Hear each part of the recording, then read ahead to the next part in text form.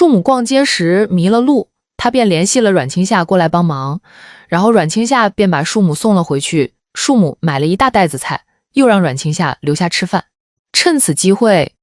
树母直接问阮青夏是不是看上了树文波。见阮青夏肯定啊，树母便表示自己会帮阮青夏，毕竟自己的儿子是个木鱼脑袋，不敲两下是不会开窍的。树文波回来后，看见阮青夏在家吓了一跳。饭桌上，树母一直想要撮合树文波和阮青夏，树文波却十分尴尬。树母则已经把阮青夏当作自己的儿媳妇看待了，还拒绝了树文波二婶给树文波介绍对象，说树文波已经有对象了。吃完饭后，阮青夏突然有了过敏反应，阮青夏这才说自己对鸡蛋过敏，而刚刚树母给阮青夏加了一块鸡蛋饼，她不好意思拒绝，便吃了下去，结果就过敏了。树文波去给阮青夏买了药膏，又给阮青夏涂了药，问阮青夏为什么要吃鸡蛋饼。阮青夏说这是树文波喜欢吃的，他就想尝尝树文波喜欢吃的东西是什么味道。阮青夏直接表明了自己对树文波的喜欢，树文波有些吃惊，然后阮青夏告诉他，自己会让他看到自己是一个好姑娘的。树文波正不知所措时，邢克磊给他打来电话，要他出任务。树文波顾不上阮青夏，赶紧去和邢克磊会合了。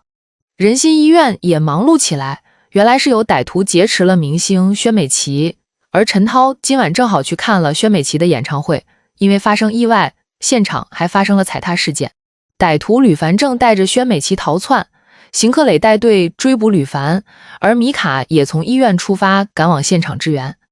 因为据报案人说吕凡身上绑有炸药，邢克磊便将吕凡的车逼到了郊外，吕凡的车被特警包围了，他只能带着挟持着薛美琪和特警对峙。邢克磊通过观察向好队表示，吕凡以前在剧组做道具，他身上的炸药可能是假的，建议不实施。狙击，这时米卡也赶到了现场，他发现薛美琪犯了哮喘，情况危急。邢克磊本想让李念假扮医生把吸氧设备送过去，但吕凡十分谨慎，坚持要女医生过来，邢克磊只好给米卡穿上防弹背心，并叮嘱他给薛美琪戴上吸氧面罩后就马上撤离。邢克磊安慰米卡，有他在，绝对不会让米卡有事，说着便拉上了自己的面罩。这一瞬间，米卡突然想起当时在银楼救了自己的特警。邢克磊和他是如此的想象，但在这危机关头，米卡来不及多想，只能先上前给薛美琪戴上氧气面罩。邢克磊也趁此机会观察到吕凡身上的炸药是假的，趁米卡吸引吕凡的注意力时，特警上前制服了吕凡，将吕凡带走了。米卡则留下为邢克磊处理伤口，拿手遮住邢克磊的脸，试图辨认邢克磊是不是就是当年救自己的人。晚上回家后，米卡还做了梦，梦到2年前那个特警就是邢克磊。米卡十分心慌，赶紧给阮青夏打了电话分析自己的情况。阮青夏觉得米卡对邢克磊也动心了。好队因为邢克磊受伤，特意给邢克磊放了3天的假。邢克磊一放假就跑去医院等米卡下班一起吃饭。米卡说自己还要回家弄资料，邢克磊便说那就回家吃。说完就买了一堆菜回家开始做饭。米卡却担心邢克磊吃完饭后就不走了，两人孤男寡女共处一室。米卡有些紧张，还打电话给阮青夏求助。阮青夏却不以为然，觉得这正好是个机会。这时邢克磊叫米卡来帮忙，其实邢克磊手上的伤并不严重，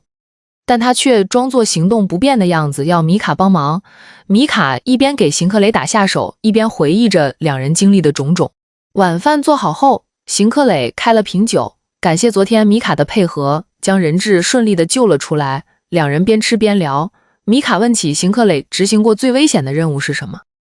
邢克磊便说起自己第一次以狙击手的身份执行任务的经历。米卡问邢克磊什么时候归队，邢克磊说队里给他放了3天的假，他今天不用回基地。米卡一听邢克磊不用回去，心里有些紧张起来，担心邢克磊要留下过夜。他到厕所冷静了一下，回来发现邢克磊已经把碗筷收拾好了。然后邢克磊又问米卡晚上准备做什么，米卡支支吾吾地回答着，还一步一步地往后退。邢克磊伸手壁咚了米卡，米卡十分紧张地闭上眼睛，还以为邢克磊要亲自己，结果邢克磊只是抬手关掉了客厅的灯。米卡有些尴尬。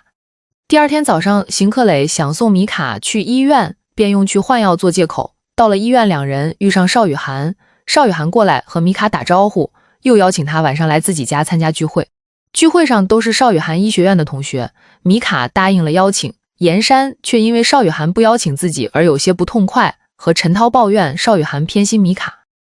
邢克磊正好听到了严山的抱怨，这时他接到邢克瑶的电话，邢克瑶要邢克磊晚上和自己吃饭，但实际上却是给邢克磊安排了相亲。整顿饭邢克磊都没给邢克瑶带来的人好脸色看，回家的路上就邢克瑶说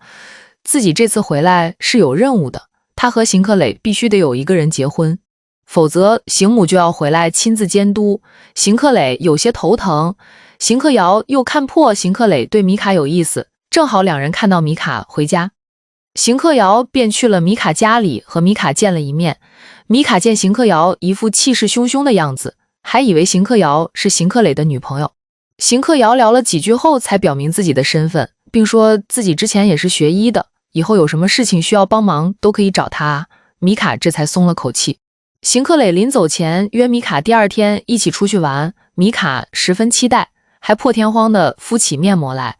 然后邢克磊则为了约会地点而头疼。第二天一早，邢克磊和米卡就开始为了约会做起准备，米卡精心地搭配着衣服，邢克磊则装了一大包零食在包里。路上，邢克磊和米卡聊着天，邢克磊说起自己父母是做医疗器械代理的，所以经常有机会出国。米卡也说起自己家里的情况，又问邢克磊他们这是去哪玩。邢克磊说带米卡去薰衣草花园，还在手上打了小抄介绍薰衣草。米卡发现了邢克磊的小抄，只觉得邢克磊太可爱了。两人好不容易到了薰衣草花园，却突然下起了大雨。邢克磊又想带米卡去网红餐厅吃饭，结果接到了郝队的电话，说是有紧急任务。邢克磊有些愧疚地看着米卡，米卡明白邢克磊的难处，并没有责怪邢克磊，还让邢克磊赶紧去忙。邢克磊离开后，给好友陆峰打了电话，让陆峰去接米卡。米卡不知道邢克磊有了安排，还给这个阮青夏打了电话，让阮青夏来接自己。阮青夏前脚刚到，陆峰后脚就到了。陆峰一眼认出了阮青夏，又让两人上车，还带他们去吃了他们之前一直想吃的餐厅。饭桌上，陆峰说了邢克磊在学校时的糗事，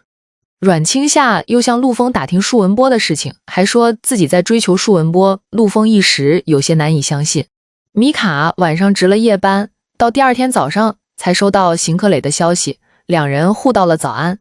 邢克磊几人正在便利店买东西时，外面突然有混混伤人，然后邢克磊几人正想出门阻止，一个女生冲上前制服了那两个混混。邢克磊在一旁看着女生专业的抓捕手法，觉得她肯定也是警察。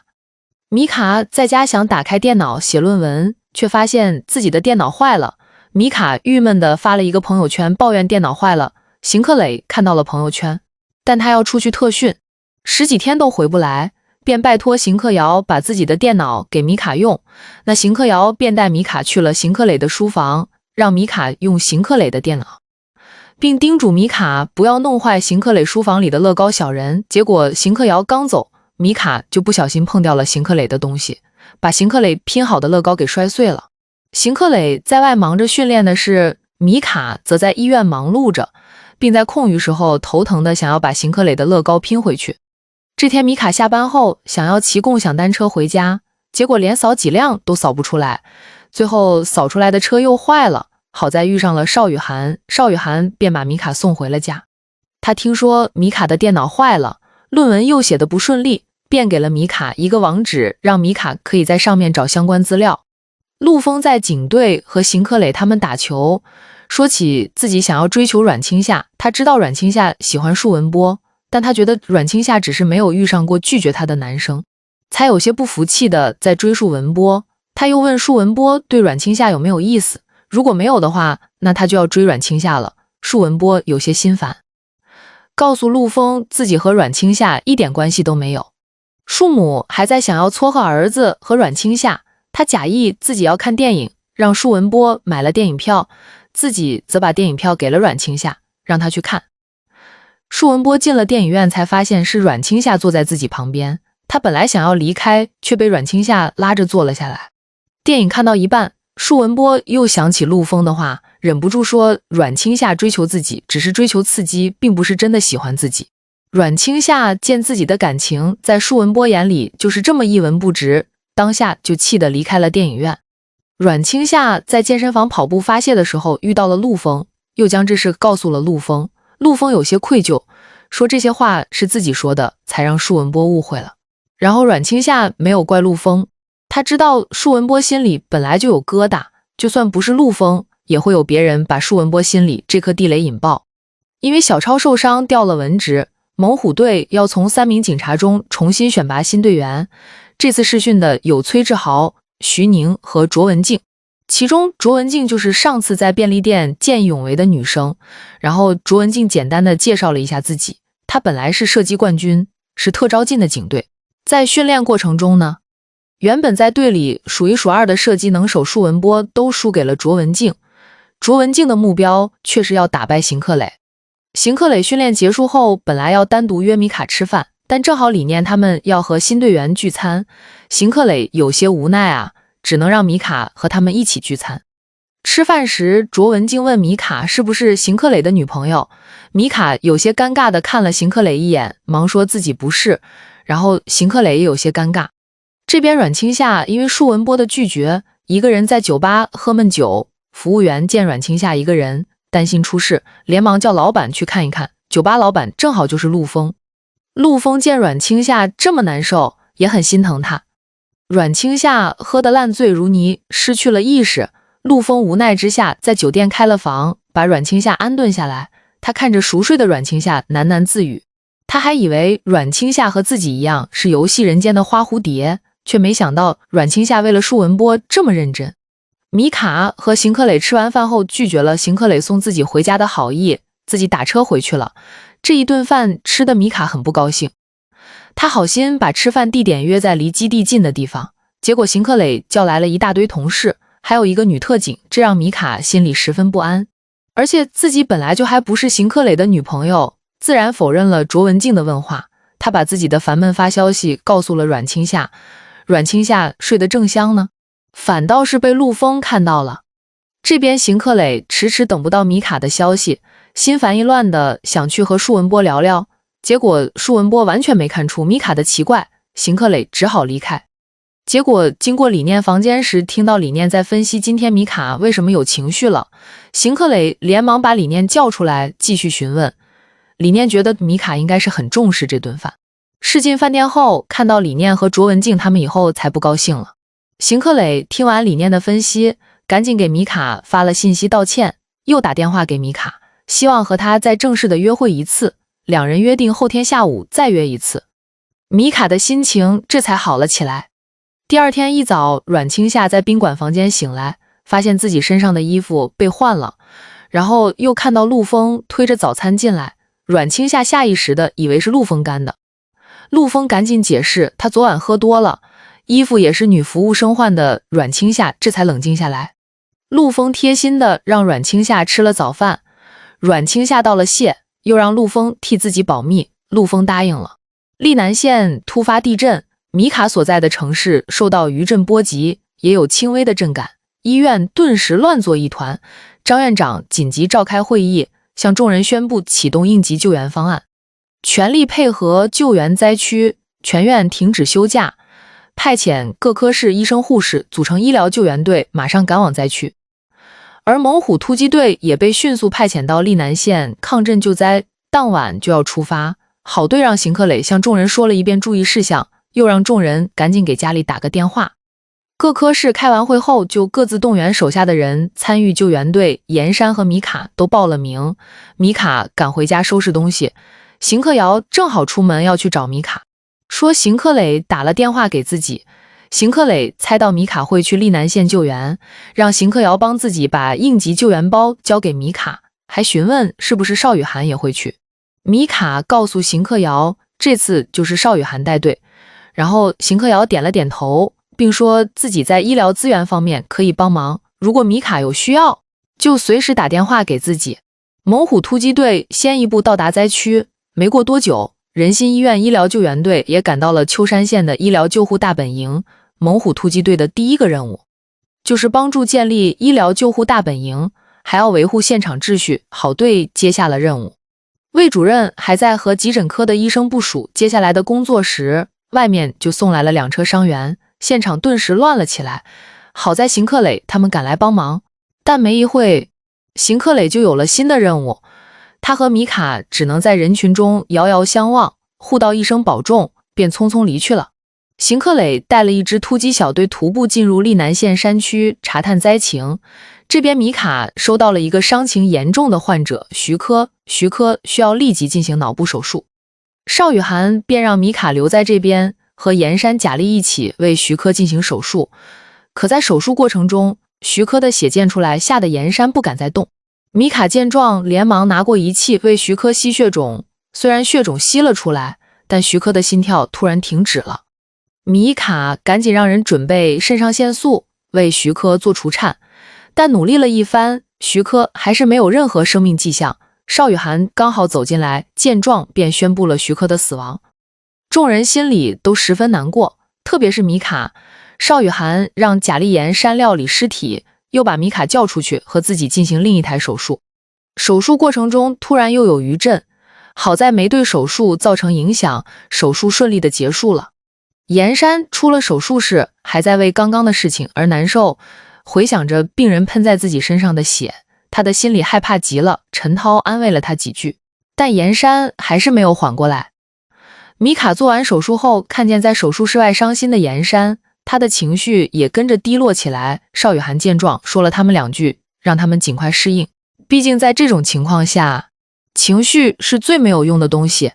晚上，邵雨涵见米卡和严山还在难受，便安慰他们说，当医生最大的无力感啊，就是发现自己学了很多东西，但到最后都抵抗不了命运的安排。但即便如此，他们都不能妥协啊，他们作为医生要做的就是从死神手里抢过更多的生命。邢克磊的突击小队在山里发现了一群灾民，经过询问得知是茂村的村民，村里还有很多走不动的老人，而邢克磊他们要去李村，正好有灾民给他们带路。邢克磊他们到了李村，得知附近的窑沟村的伤情严重，许多房子都塌了，很多从窑沟村逃出来的人都到了李村。邢克磊询问了一番情况，卓文静又在后山找到了一块空地，可以作为空投物资的地点。邢克磊赶紧带着人过去布识字，又让人通知指挥中心，但这里没有信号。邢克磊便让人上山顶用电台联系指挥中心。联系上指挥中心后，邢克磊汇报了空投地址和灾情。汇报结束后，突然听到有人呼救，邢克磊赶紧过去救人。伤者是中科院的水利专家陈博士，他被上山的落石砸到了脑部，已经昏迷了1个晚上。然后邢克磊和队员们将陈博士救了上来，几人抬着担架，准备从龙耳沟打通的通道将陈博士送回大本营。天色渐晚，卓文静不小心掉到了山崖下，邢克磊赶紧用绳索滑下去查看情况，但卓文静没法使劲，邢克磊便让罗婷先把陈博士送回大本营，再叫医生过来救援。米卡得知这个邢克磊和卓文静被困在山崖下，着急的和罗婷一起去了现场支援。米卡为卓文静处理了伤口，让罗婷他们赶紧把卓文静拉上去。舒文波在医疗大本营看到了来采访顺便帮忙运送伤者的阮清夏，舒文波不好意思打招呼，只能默默上前替阮清夏接过担架。阮清夏也没有去找舒文波，而是准备和摄像一起开始工作。舒文波在大本营里注意到一个穿灰帽衫的男人一直鬼鬼祟祟，他假意离开，灰帽衫男见他一走，赶紧到物资集装箱里偷东西。灰帽衫男偷完东西和严山撞了个正着，严山见他偷了东西，赶紧追出去，舒文波就在门口将灰帽衫男抓了个正着。阮清夏正好看到了，连忙上前问严山有没有事，并说有企业想要捐赠医疗物资。严山便带他去找后勤部的陈主任，两人说话时，阮清夏看都没看舒文波一眼，这让舒文波有些郁闷。